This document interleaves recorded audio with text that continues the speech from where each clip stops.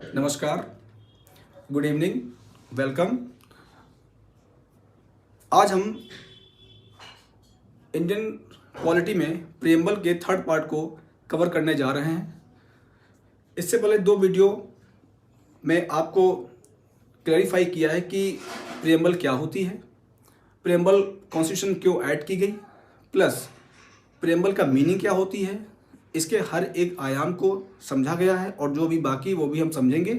Plus हमने आपको keyword से भी इंट्रोड्यूस करा दिया है कि सॉवरेन क्या होता है, सोशलिस्ट क्या होता है, सेक्युलर क्या होता है, डेमोक्रेटिक क्या होता है, रिपब्लिक क्या होता है। प्लस हमने आपको ये भी डिफाइन करके बताया कि सोर्स ऑफ द कॉन्स्टिट्यूशन क्या है, we the people of India, and nature of the constitution और पॉलिटी आपका है sovereign, socialist, secular, democratic and republic. Plus objective of the constitution क्या है, इस भी आपको मैं बता चुका हूँ कि liberty, equality and fraternity and justice. Plus ये भी बता चुका हूँ आपको कि date of adoption of the constitution आपका 26 नवंबर 1949 को कंप्लीट हो चुका है। आज हम इंडियन कॉन्स्टिट्यूशन में प्रियम्बल के जो बाकी है उसको अच्छे समझेंगे कि जस्टिस, सोशल, इकोनॉमिकल, पॉलिटिकल क्या होता है, liberty of thoughts, expression, belief, faith and worship क्या होता है।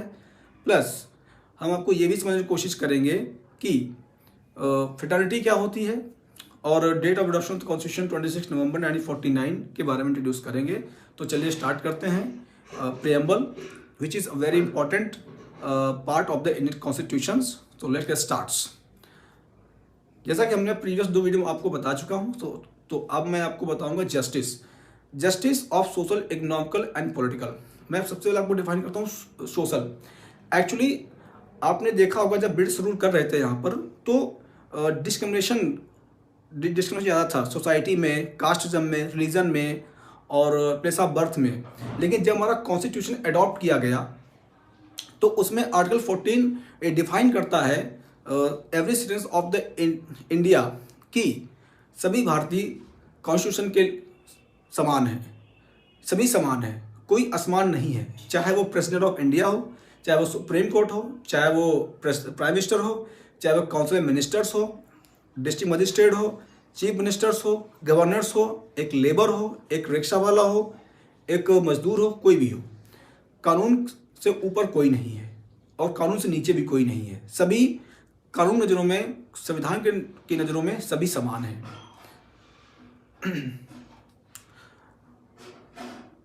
समान है। प्लस इसमें एग्जाम्पल, तो अब एक एग्जाम्पल आपको डिफाइन करना चाहूँगा कि मान लिया कि आप IAS तैयारी करना चाहते हैं, लेकिन सोसाइटी ने, आपके रिलेटिव्स ने आपको क्रिटिसाइज़ किया कि आपसे UPSC नहीं होगा, आपसे IAS नहीं बन पाएंगे, या आप डॉक्टर नहीं बन पाएंगे, आप इंजीनियर नहीं बन पाएंगे, आप डिफेंस में नहीं जा पाएंगे। तो ये कहीं ना कहीं हमारा सोशल जस्टिस नहीं हुआ। सोशल जस्टिस का मतलब ये होता है कि अगर आपकी फैमिली प्लस आपके रिलेटिव्स प्लस सोसाइटी आपको सपोर्ट किया, आपको मोटिवेट किया, आपको इंस्पायर किया कि आप डॉक्टर्स, IAS एंड डिफेंस में आप अपना करियर बना सकते हैं, तो इसे कहते हैं सोशल जस्टिस। प्लस इसमें कुछ आपको और डिफाइन करना चाहूँगा, जैसे प्लेस ऑफ बर्थ हो गया और आपका रिलीजन हो गया, आपका कास्टिज्म हो गया, ये भी कहीं ना कहीं एक डिस्क्रिमिनेशन काम करते हैं। तो इसको भी हमारे कॉन्स्टिट्यूशन ने बैन किया है कि कोई भी, चाहे कास्ट, किसी भी कास्ट का हो, किसी भी धर्म का हो, किसी भी संप्रदाय का हो, किसी भी प्लेस ऑफ बर्थ का हो, कानून नज़रों में सभी समान हैं। इकोनॉमिकल, सपोज दैट मान लिया कि आप IAS तैयारी करना चाहते हैं, इसके लिए आपने अपने पापा से 1 लाख रुपए मांगा कि मैं UPSC तैयारी करना चाहता हूं और मैं 1 लाख रुपए कोचिंग में कोचिंग में डिपॉजिट करूंगा। आपके पापा ने कहा ठीक है, मैं आपको 1 लाख रुपए देता हूं और आप अपनी फीस सबमिट कीजिए इंस्टीट्यूट में और आप IAS तैयारी करना स्टार्ट कीजिए। इस प्रकार से आपके पापा ने आपके साथ में इकोनॉमिकल जस्टिस कर दिया। अब आप पॉलिटिकल जस्टिस, जैसा कि आपको विदित होगा कि आपने बहुत सारे एग्जाम्पल देखे होंगे कि कभी पुलिस का पेपर लीक हो जाता है, कभी स्टेट फीस का पेपर लीक हो जाता है, कभी किसी एग्ज़ाम का पेपर लीक हो जाता है। प्लस कभी ये भी होता है कि कोई एग्जाम रिलेटेड जो भी इशू है वो सुप्रीम कोर्ट, हाई कोर्ट या लोअर कोर्ट चले जाते हैं। तो अगर आपका पेपर लीक हो रहा है किसी भी एग्जाम का, या supreme court, high court judgment अगर प्रॉपर्ली नहीं दे पा रहा है, तो ये आपके साथ पॉलिटिकल जस्टिस नहीं हुआ। पॉलिटिकल जस्टिस का मतलब ये होता है कि जो हमारी जो गवर्नमेंट है, जो हमारा स्टेट है, अगर कोई फॉर्म भराती है तो उसको कंप्लीट पेपर कराए, उसमें कोई डिस्क्रिमिनेशन प्लस कोई करप्शन नहीं होना चाहिए, पेपर लीक नहीं होना चाहिए। प्लस अगर कोई इशू अगर कोर्ट जाता है तो वो जल्द से जल्द उसको फाइल करें और स्टूडेंट के फेवर में जजमेंट आए। तो इसको कहते हैं आपका पॉलिटिकल जस्टिस।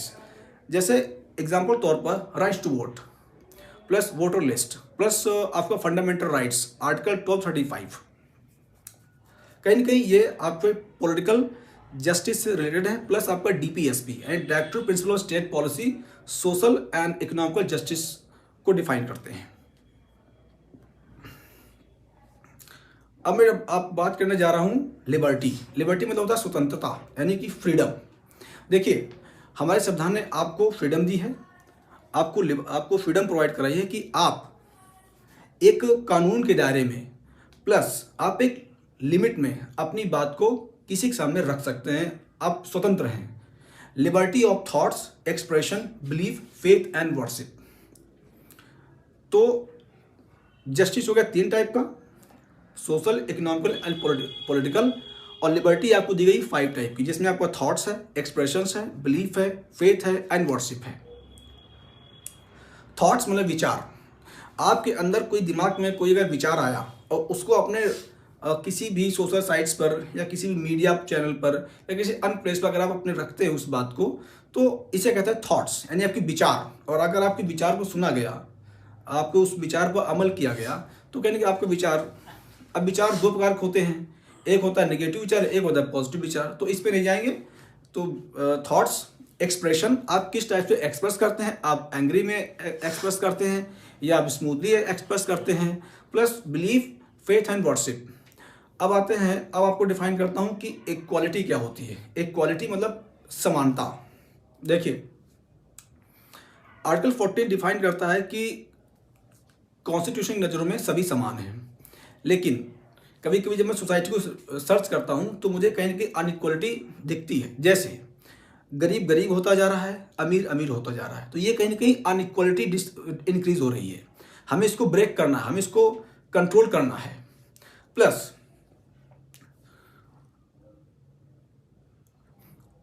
इक्वालिटी मतलब सीधा संबंध होता है कि कानून की नज़रों में सभी समान हैं, कोई बड़ा नहीं है, कोई छोटा नहीं है, कोई गरीब नहीं है, कोई अमीर नहीं है, कोई एजुकेटेड नहीं है, सभी कानून की नज़रों में सभी समान हैं। Plus dignity of individuals and dignity of the individuals. Dignity of the individuals मतलब होता है कि व्यक्ति गरिमा। अब गरिमा क्या होता है, सम्मान क्या होता है? तो सम्मान से सीधा मतलब ये होता है कि अगर आप एक आईएएस अधिकारी बन करके आप अच्छे से अगर अपने आप को अगर ऑब्जर्व कर लिया आपने ऑफिस में जा करके, अगर आपके सम्मान में लोग आपके खड़े होने लगे आपका सम्मान, इसे कहते हैं सम्मान देना। डिग्निटी ऑफ द इंडिविजुअल यानी व्यक्ति गरिमा। अब आते हैं फ्रेटर्निटी। फ्रेटर्निटी का सिंपल सा वर्ड मतलब होता है फीलिंग ऑफ ब्रदरहुड और सेंस ऑफ ब्रदरहुड, यानी भाईचारा। जैसे कि हमारे देश में होली का त्यौहार मनाया जाता है। इस त्यौहार में लोग एक दूसरे के घर आते हैं, एक दूसरे के साथ अपनी बातों को शेयर करते हैं, प्लस अपने विचारों को रखते हैं। इसे कहते हैं सेंस ऑफ ब्रदरहुड यानी फीलिंग ऑफ ब्रदरहुड। कहने की जो होली का हमारा जो फेस्टिवल है होली, इसमें कहने के एक दूसरे से गले मिलने का रीज़न ये होता है कि हमारे देश में पीस रहे, हमारे देश में प्रोग्रेस होती रहे, हमारे देश में प्रॉस्पेरिटी बढ़े और हमारे देश में दंगे ना हो, रियॉट्स ना हो और हमारा जो देश है ग्रोथ करते रहे। इसे कहते हैं फ्रेटर्निटी। जब हमारा देश आज़ाद हुआ तो उसमें इंडिया पाकिस्तान का पार्टीशन हुआ था। उस समय हमारे देश में दंगे हो रहे थे। मुस्लिम ने डायरेक्ट एक्शन डे मनाया था, जिसमें बंगाल में बहुत से नागरिकों की हत्या हुई थी। प्लस ये होते होते वेस्ट सिंध प्रांत और पंजाब तक ये आग फैल चुकी थी और 3 जून 1947 को इंडिया पाकिस्तान बंटवारा हो गया था। इस बंटवारे में बहुत से हिंदू, बहुत से मुस्लिम लोग मारे गए थे, क्योंकि ये बंटवारा जो था वो धर्म के आधार पर था, यानी रिलीजन बेस्ड था। इसको रोकने के लिए हमारे गांधी जी ने बहुत प्रयास किया, अथक प्रयास किया, और एक वास्तविक रूप से वो एक संत की भूमिका निभा रहे थे, एक वन मैन आर्मी की तरह काम कर रहे थे। और सच में उन्होंने उस समय बहुत कम समय बहुत बड़ी मात्रा में रिजॉर्ट्स को कंट्रोल कर लिया था। लेकिन आजकल के कुछ मैं चेक करता हूँ लोगों को कि उनकी जो टेंडेंसी, जो उनकी मेंटालिटी है, वो गांधी जी के अगेंस्ट हो रही है। कुछ लोग कहते हैं गांधी जी ने कुछ नहीं किया। गांधी जी ने इंडियन नेशनल मूवमेंट में क्या किया? आपको सिंपल बताना चाहूँगा कि अभी आपकी इतनी बुद्धिमत्ता नहीं है उस महान पुरुष को परखने की कि वो कितने टैलेंटेड थे, वो कितने फिलोसॉफिकल थे, वो कितने रिफॉर्मर थे। अभी हमारी आपकी इतनी कैपेबिलिटी नहीं है उस महान पुरुष को चेक करने की। फिर भी अब आपको कॉन्स्टिट्यूशन ने आपको राइट्स दिया है अपने विचार रखने की, तो आप विचार रख सकते हैं। You are independence because you are living in Indian freedom democracy and liberty. अब unity integrity of the nations, देखिए आपको फ्रीडम ऑफ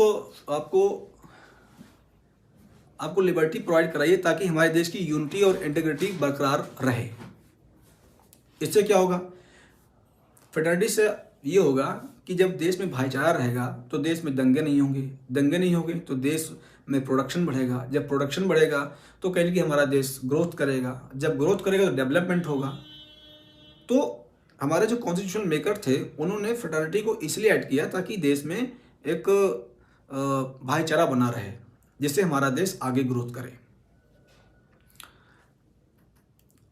और हमारा जो संविधान है वो 26 नवंबर 1949 को बनकर रेडी हो गया था और उस दिन इम्प्लीमेंट भी कर दिया गया था। लेकिन कुछ सेक्शंस को रोक लिया गया था जो 26 जनवरी 1950 को कंप्लीटली इन्फोर्सेबल कर दिया गया था। तो अब एक न्यू विचारधारा मतलब मीडिया के सामने, पब्लिक के सामने आई। क्या प्रीएम्बल अमेंडेबल है? क्या प्रीएम्बल में को अमेंडमेंट किया जा सकता है? तो इसको लेकर के बहुत से लॉयर्स ने, बहुत से मीडिया हाउसेस ने, बहुत से एनजीओस ने पिटीशन डाली सुप्रीम कोर्ट में। तो सबसे पहला सुप्रीम कोर्ट का केस आता है 1960 में, बेरुबारी केस। इसमें सुप्रीम कोर्ट ने डिफाइन किया था कि प्रीएम्बल नॉट अमेंडेबल, कि प्रीएम्बल को अमेंड नहीं किया जा सकता। तो इस पर उसके बाद में बहुत सी फिर डिबेट स्टार्ट हुई मीडिया चैनल में, रेडियो पर पब्लिकली मीटिंग्स हुई और पार्लियामेंट में हुआ, स्टेट असेंबलीज में हुआ। इसके बाद में एक और केस आता है 1973 में, Kesavananda Bharati case with union of India, union of Kerala. इसमें माननीय सुप्रीम कोर्ट ने एक बार फिर अपने इंटरप्रेट किया कि हम प्रीएम्बल को अमेंडमेंट कर सकते हैं। इसके थ्रू 42nd अमेंडमेंट एक्ट 1976 में 3 वर्ड जोड़े गए। पहला सोशलिज्म, सेक्युलर एंड इंटीग्रिटी। उसके बाद में एक और नया केस आता है LIC वर्सेस इंडिया केस। इसमें माननीय सुप्रीम कोर्ट ने क्लियरली बता दिया कि जो preamble is a part of the constitution, यानी कि जो प्रीएम्बल है वो भारतीय संविधान का एक महत्वपूर्ण हिस्सा है। क्योंकि जब भी कोई केस फंसता सुप्रीम कोर्ट में, अगर सुप्रीम कोर्ट किसी को डिफाइन नहीं कर पा रहा है तो वो केवल प्रीएम्बल को जज करता है कि प्रीएम्बल में, कि हमारा प्रीएम्बल में गोल्स क्या है, हमारा जो स्टेट है वो कैसा स्टेट होना चाहिए, हमें अब हमारा देश किस ओर जाना चाहिए, वो आपका क्लियर विजन आपका प्रीएम्बल में शो हो जाता है। तो जब भी सुप्रीम कोर्ट को लगता है कि ये इश्यू बहुत ही कॉम्प्लिकेट है तो वो हमारा माननीय सुप्रीम कोर्ट प्रीएम्बल को चेक करता है और प्रीएम्बल थ्रू वो जजमेंट दे देता है। तो इस प्रकार से आपकी प्रीएम्बल कंप्लीट होती है। इस साथ मैं आपको कुछ और फैक्ट बताना चाहूँगा कि एन ए पखलीवाला ने प्रियम्बल को identity card of the constitution कहा है। एक बार पुनः रिवाइज कर लेते हैं चीज़ों को। प्रियम्बल संविधान लिखने का उद्देश्य, निक नेम प्रीफेस और constitution name preamble with the people of India, यानी कि जो हमारा सोर्स ऑफ द कॉन्स्टिट्यूशन है वो जनता है। एक बार मैं आपको मैं आपको फिगर से समझाना चाहूँगा कि मान लिया कि ये आप बुक है आपकी और ये 3 आपके पिलर हैं, जिसमें आपका है लेजिस्लेटिव एंड एग्जीक्यूटिव, ये आपका रहे जुडिशरी और ये आपका रहे we the people of India.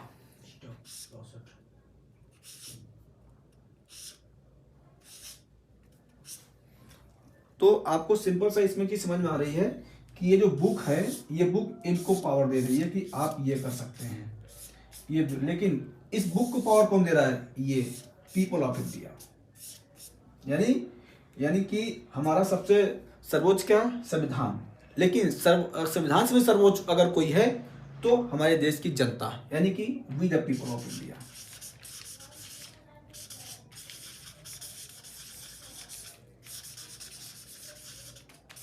Of India यानी भारत में जनता ही सर्वोच्च है। Plus we the people of India, इसमें सॉवरेन को मैं आपको अच्छे से डिफाइन कर चुका हूँ, सोशल डिफाइन कर चुका हूँ, प्लस आपको सेक्युलर डिफाइन कर चुका हूँ, प्लस आपको मैं डेमोक्रेसी डिफाइन कर चुका हूँ, प्लस आपको मैं रिपब्लिक डिफाइन कर चुका हूँ, प्लस आज मैंने आपको जस्टिस बताया कि 3 टाइप का जस्टिस है, 5 टाइप की लिबर्टी है, 2 टाइप की आपकी इक्वालिटी है and fraternity and the unity and integrity of the India है। इस प्रकार से आज आपका प्रियम्बल चैप्टर यहीं से फिनिश होता है। आई होप आपको प्रियम्बल चैप्टर समझ में आया होगा और हम आशा करते हैं कि आपको बहुत अच्छा लगा होगा। फिर भी मैं आपसे आशा करता हूं कि आप लोग हमारे चैनल को सब्सक्राइब और लाइक कर दीजिए, लेकिन शेयर जरूर कीजिए। आपको बहुत बहुत धन्यवाद। एक बार फिर से आपका थैंक यू एंड जय हिंद, जय भारत।